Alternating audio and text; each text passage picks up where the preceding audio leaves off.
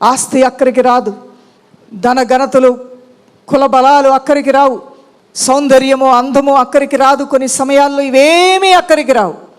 అన్ని సమయాల్లో కూడా మనకి సహాయం చేయగలిగింది దైవశక్తి మాత్రమే. దైవశక్తి మాత్రమే మనల్ని ఆదుకుంటుంది. ఆ దైవశక్తి మీద మనం ఆధారపడ్డము. ఆ దైవశక్తి మనకు తోడుగా ఉన్నప్పుడు ప్రకృతి మనకి లోబడుతుంది, సముద్రం మనకి లోబడుతుంది, మరణము మనకి లోబడుతుంది, రోగం మనకు లోబడుతుంది, చీకటి శక్తులు మనకి లోబడతాయి. కష్ట బాధలన్నీ కూడా మన పాదాల కిందకి దేవుడు తీసుకొచ్చేస్తాడు. మనం విజయ పదములో నడవటానికి మన దేవుడు మన పక్షంగా కార్యాలు చేయడం ప్రారంభిస్తాడు. ఇది అద్భుతం దైవజనమా, ఇది ఒక మహా గొప్ప అద్భుతం అంటాను నేనైతే. ఏవి అక్కడికి రావు. నీ స్వశక్తి, నీ అధికారం, నీ బలము ఆయా సమయాలు ఇవేమీ అక్కడికి నీకు రావు. కానీ దేవుని యొక్క సహాయం మాత్రం అన్నిటినీ, అన్ని స్థితిగతుల్ని, సముద్రమును గద్దించగలిగిన శక్తి దేవునిలోనే ఉంది. మరణాన్ని జయించగలిగిన శక్తి దేవునిలోనే ఉన్నది. సూర్యచంద్ర నక్షత్రములను అది స్తంభింపచేయగలిగిన శక్తి కూడా ఆ దేవాతి దేవునిలో ఉన్నది.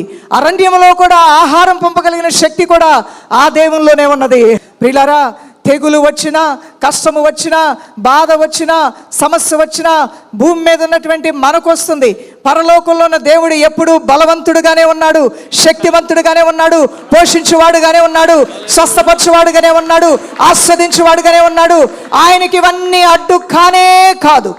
యుద్ధము 2 రాజ్యాల మధ్యలో జరుగుతుంది.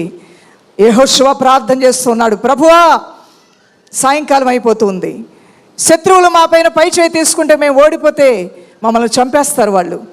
మేము చచ్చిపోయిన వారి వలె అన్నిటినీ మేము వదులుకోవాల్సి వస్తుంది. భార్య బిడ్డలు అన్నీ చెరపడతారు, నన్ను కూడా వాళ్ళు చంపేస్తారు. అందువల్ల నా తండ్రి, నాకు తెలుసు ప్రభువా, ఇంకా కొంచెం టైం నువ్వు నాకు ఇస్తే నీ సహాయం వల్ల తప్పకుండా ఈ శత్రువులు జయిస్తాను. కానీ చీకటి పడుతుంది, చీకటి పడకుండా ఉండాలంటే అసలు అలాంటి థాట్ ఎవరికైనా వస్తుందా? ఆయనకు వచ్చింది. యుద్ధ రంగంలో ఆయన యుద్ధం చేస్తూ విపరీతమైన టెన్షన్తో కూడినటువంటి పరిస్థితి. ఆయన డైరెక్షన్లో సైన్యం నడుస్తుంది. ఆయన డైరెక్షన్లో సైనికులందరూ కూడా యుద్ధం చేయడానికి పూనుకున్నారు. ఆయన ఒకవైపు ప్రోత్సాహపరుస్తున్నాడు, ఒకవైపు ఆలోచిస్తున్నాడు, ఎస్టిమేట్ చేయగలిగాడు. అక్కడ ఉన్న సిచ్యువేషన్ ఏంటో నేను అర్థం చేసుకోగలిగాడు. వెంటనే ఒక విన్నపాన్ని డైరెక్ట్గా దేవుని దగ్గరికి పంపించాడు. ప్రభువా, కొంత సమయము సూర్యుడిని చంద్రుడిని ఆపేయి, వీళ్ళ పని చూస్తానన్నాడు. దేవుని దగ్గరికి వెళ్ళిపోయింది ఆ విన్నపం. వెంటనే దేవుడు జవాబిచ్చాడు, సూర్యుడు ఆగిపో. ఎక్కడాగాలి ప్రభా, ఎక్కడాగాలి ప్రభా అంటే, నా సేవకుడు ఎక్కడ ఆగమన్నాడో అక్కడే ఆగు. దేవుని నామానికి మహిమ కలుగును గాక. తర్వాత చంద్రుడి దగ్గరికి వెళ్ళిపోయింది ఆజ్ఞ, చంద్రుడా ఇక్కడ ఆగిపో. ఎక్కడాగాలి, నేను ఎక్కడాగాలి ప్రభా అని కంగారు పడదంట. నా సేవకుడు ఎక్కడ ఆగమంటే అక్కడే నువ్వు ఆగాలి.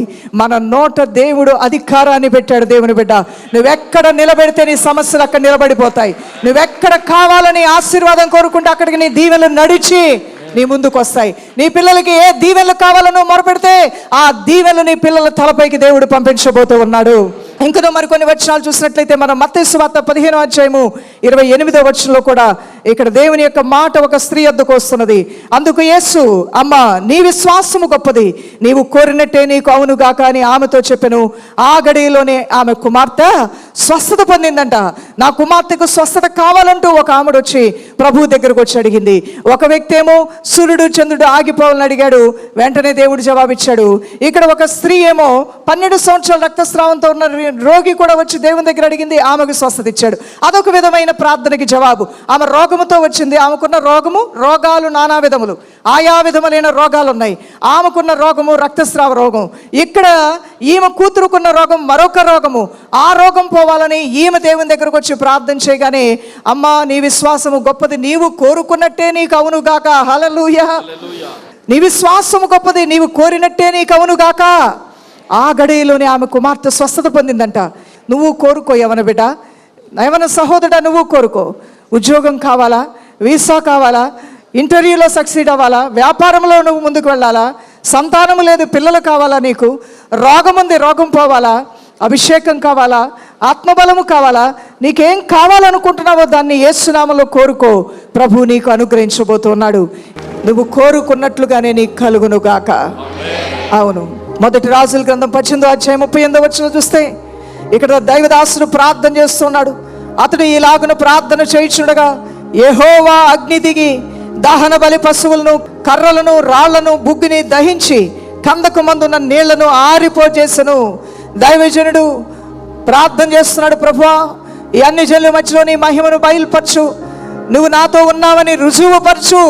అని ప్రార్థన చేస్తూ ఉండగానే, ఆయన ఇంకా ప్రార్థన చేస్తూ ఉండగానే అగ్ని పరలోకంలోంచి దిగి వచ్చింది.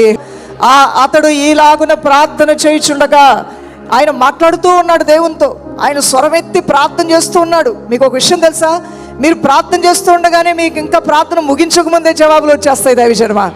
అందుకని దేవుని మాట ఉంటుంది, మీ కంఠస్వరంలో ప్రార్థన ఇంకా బయటికి రాకముందే మీకు జవాబు ఇచ్చేస్తానంటున్నాడు. ఆ అనుభవాలు మీ అందరికీ దేవుడిచ్చాడు, నాకు కూడా అనుభవాన్ని దేవుడిచ్చాడు. కొన్నిటి కొరకు ఎదురు చూడాలి, కొన్నిటి కొరకు సహనంతో ఓపికతో కొన్ని విషయాల్లో కనిపెట్టాలి.